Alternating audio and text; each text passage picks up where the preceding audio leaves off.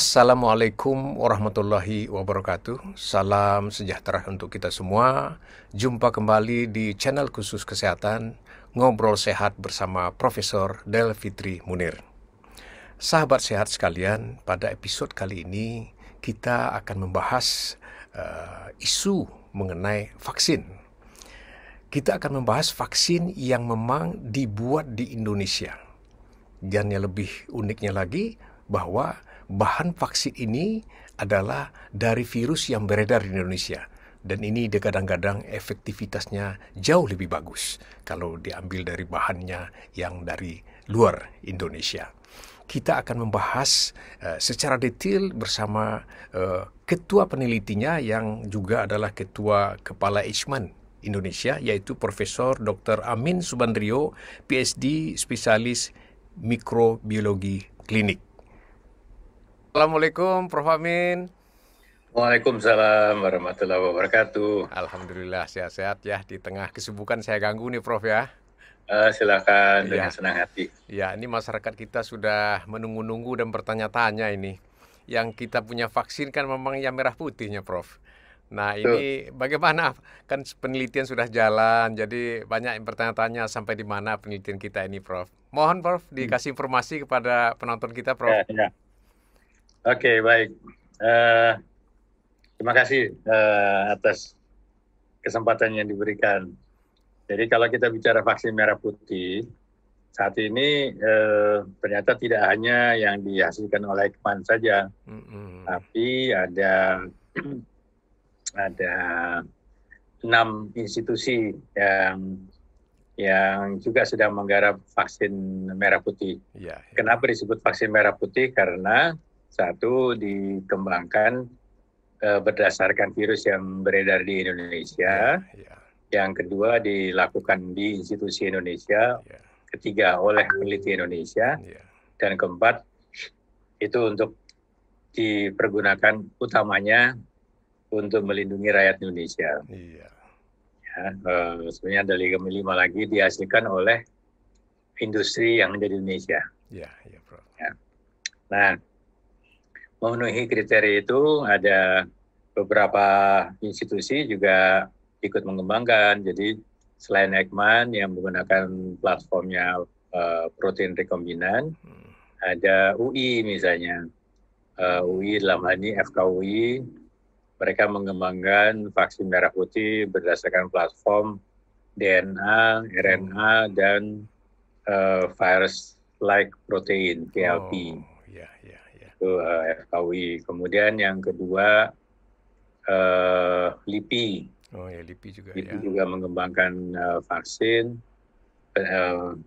Platformnya juga platform protein rekombinan, Iya, ya. tapi desainnya agak berbeda. Kemudian dari LIPI ke Jawa Barat ini masih Unpad, BPPT, Ya, ya. ITB. Itu mereka mengembangkan seingat saya VLP ya, virus-like, bukan, virus vector. Oh, virus vector ya. Virus vector. Itu kemudian UGM juga mengembangkan, mereka menggunakan platformnya protein rekombinan juga. Ya. Dan yang di ujung timur, Surabaya, UNER, mereka juga mengembangkan vaksin, platformnya adalah vector virus juga. Oh, vector juga ya. Vector virus juga, walaupun sekarang dia mulai mengembangkan whole virus kalau saya tidak salah. Ya, ya. Nah, jadi kita lihat ada beberapa institusi. Ya, ya, Prof. Nah, ya saya bisa ceritakan cuma yang dari Eijkman aja nih. Ya, Prof. ya, ya, Prof. Silakan, Prof. Ya, ya. Jadi yang dari Eijkman ini kami mulai di bulan Maret ya, akhir Maret ya kira-kira minggu 3 atau minggu 4 kami ditugasi untuk mengembangkan vaksin. Praktis mulainya bulan April. Jadi memang agak terlambat. Kalau perusahaan-perusahaan yang lain itu yang besar-besar, Januari pun mereka sudah mulai. Oh iya, iya. Dan mereka sudah punya platformnya karena mereka sudah pernah mengembangkan vaksin untuk SARS-CoV yang pertama, juga MERS coronavirus. Jadi mereka tinggal ngubah aja gitu, ngubah virusnya. Jadi kami mulainya agak terlambat. Kami sekali lagi menggunakan platformnya protein rekombinan dengan menghasilkan protein subunit. Jadi kalau yang sekarang Prof. Del Fitri sudah divaksinasi belum? Ini mau. Di Medan udah mulai yang tua-tua ini. Saya mungkin dalam beberapa hari ini. Saya baru kemarin. Oh iya ya, alhamdulillah. Alhamdulillah udah akhirnya divaksin juga. Iya. Nah, kalau Sinovac itu kan menggunakan whole virus ya dimatikan ya. Nah, kalau di Eijkman kami hanya menggunakan 2 komponen utama dari virus itu, yaitu protein S, ya protein spike-nya, dan protein N, protein nucleic capsid. Kenapa kita menggunakan itu?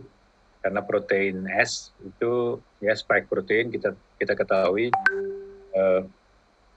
spike itu yang menempel pada reseptor ACE2 ya pada sel manusia.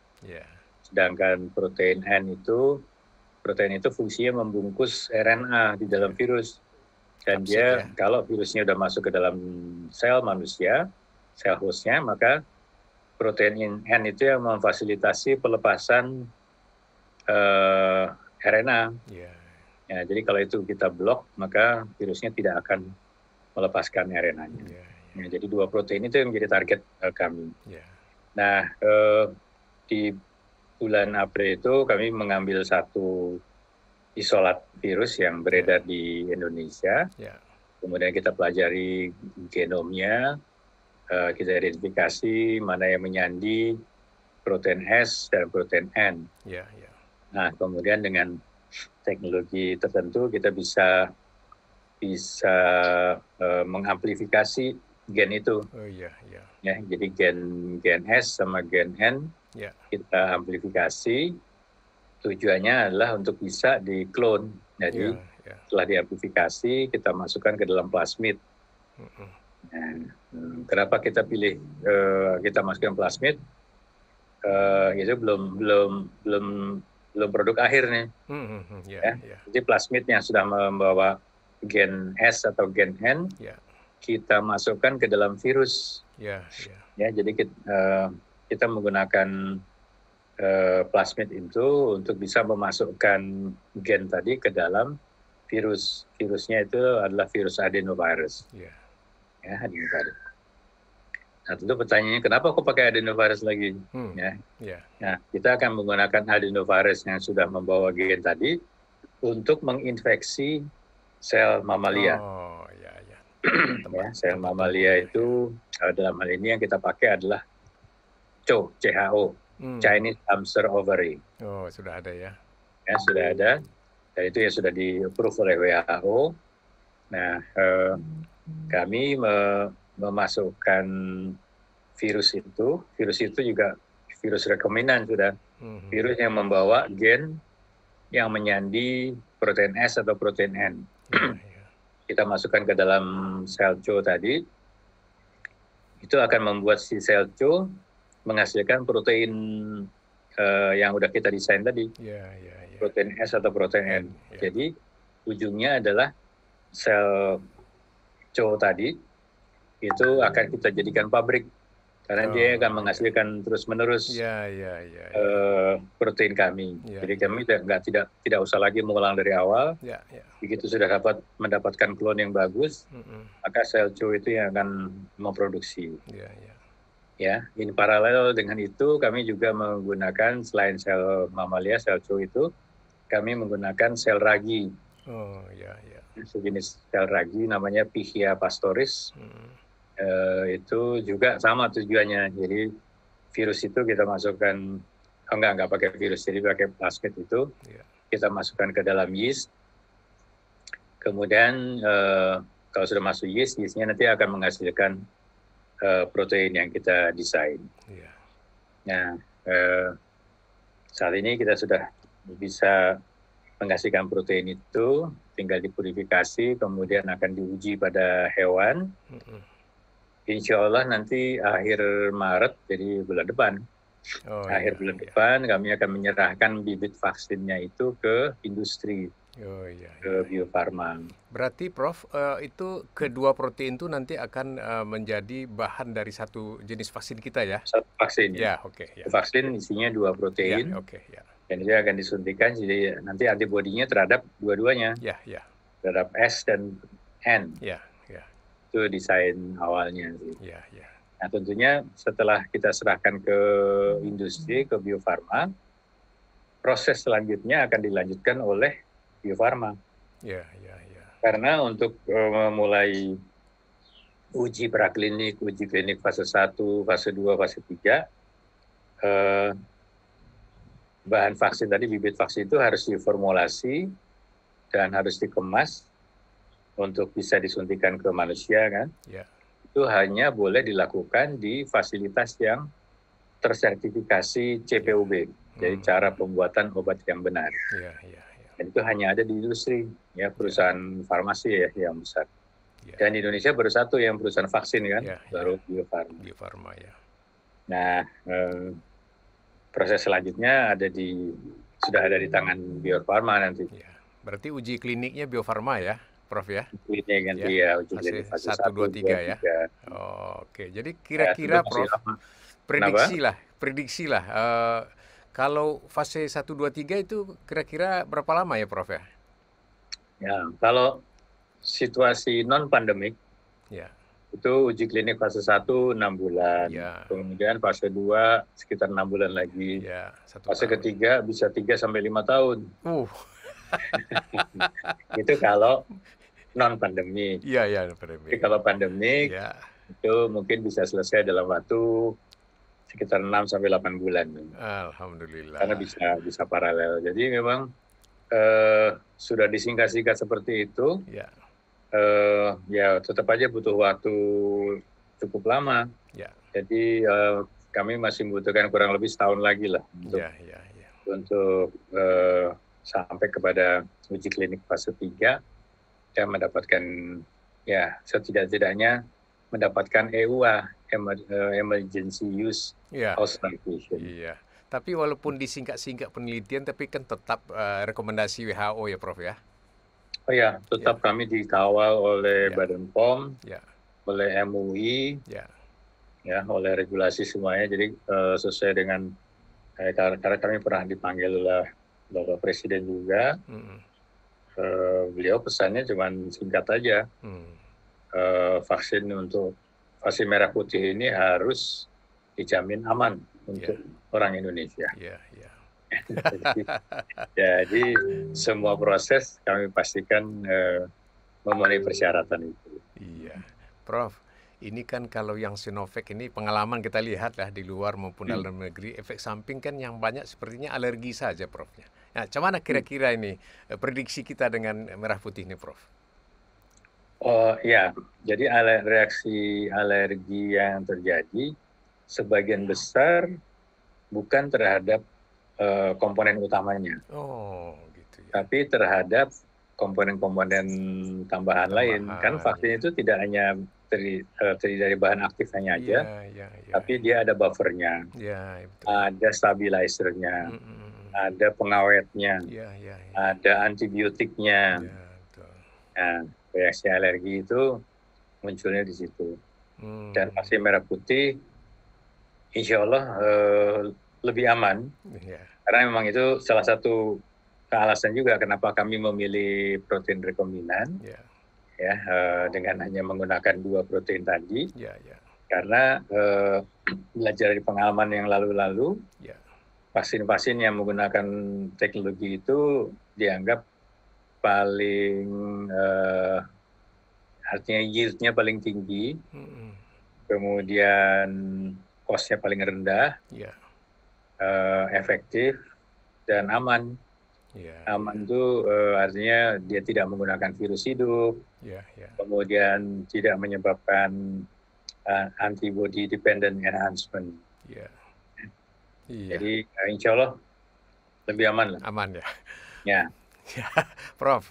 Ini kan kalau kita bagian dari virus ya kita ambil ya, Hmm. tentu prosesnya lebih panjang gitu ya penelitiannya. Tentu dibandingkan kalau virus yang hidup kemudian dimatikan lebih cepat ya seperti Sinovac itu ya Prof ya. Oh iya, kalau itu straightforward. Jadi kita punya virus, kemudian ditumbuhkan, Ya, diperbanyak, ya, setelah jumlahnya cukup, ya, di-treat dengan bahan kimia atau dengan ya, radiasi atau dengan ya, apapun. ya, Setelah dia mati, dimurnikan, ya. sudah jadi. Jadi ya, Ini lebih pendek, lebih straightforward. ya, ya, ya, ya, ya. Tapi Mhm. kita mesti punya fasilitas untuk bisa menumbuhkan virus itu dalam jumlah besar. Ya, ya. Itu yang berbahaya. Itu yang berbahaya. Bocor nanti Prof ya. Bocor, bahaya. Iya, iya, iya. Jadi sebetulnya amannya yang seperti kita ini bagiannya ya, cuma butuh Ya, waktu ya, Prof, dibandingkan whole waktu virus yang dimatikan ya, Prof ya. ya, lebih Iya, lama iya. dikit ya. Nah, ini kan masyarakat pengen tanya juga nih, Prof. Halalnya bagaimana nih, Prof? Ini yang Itu sensitif. udah dari awal diwanti-wanti juga oleh teman-teman dari Badan POM. Iya. Jadi kami mengupayakan mediumnya untuk membiarkan sel maupun virus Mm-mm. itu tidak mengandung bahan-bahan dari hewan. Yo, ya, ya. Ya, itu untuk memperkecil. Mm-mm. Kemudian semua prosedur itu dipastikan ya memenuhi persyaratan lah gitu ya. Iya, iya. Jadi emang syaratnya emang itu harus halal dan thayyib. Iya, iya, iya, iya. Iya, Prof. Kemudian ini kan banyak tadi yang meneliti juga, Prof ya. Sedangkan yang memproduksi cuma Bio Farma, ya, Prof ya. Ini cuma Betul. mana tahu nanti sekali siap 3 nanti ya. Bagaimana kemampuan Bio Farma, Prof ya? Saya tahu, Prof. Ya, sementara ini Bio Farma itu juga salah satu alasan kami memilih platform tadi, Hmm. karena memang saat ini Bio Farma hanya bisa memproduksi vaksin yang menggunakan platform whole virus Oh. dan protein rekombinan. Mhm. Cuma dua itu aja. Itu Jadi aja kalau ya. ada yang mengembangkan RNA, DNA, atau virus-like particle, atau vector virus, mereka belum siap saat ini. Oh, gitu ya, ya. Ya, jadi kalau mau menggunakan itu, mesti tunggu Bio Farma masih butuh waktu mungkin setahunan lagi Untuk menyiapkan untuk ya, Prof ya. mengembangkan kapasitas itu. Oh, iya, iya. Ya, mudah-mudahan lah ya karena ini kan memang kita mau cepat-cepat ini keluar dari pandemi ini, Prof ya. Sangat Betul. mengganggu sekali ya. Ini di rumahnya enggak keluar-keluar jadinya. Tapi tidak berarti setelah vaksin kemudian boleh bebas. Nah, ini yang perlu jadi perhatian masyarakat kita, Prof ya.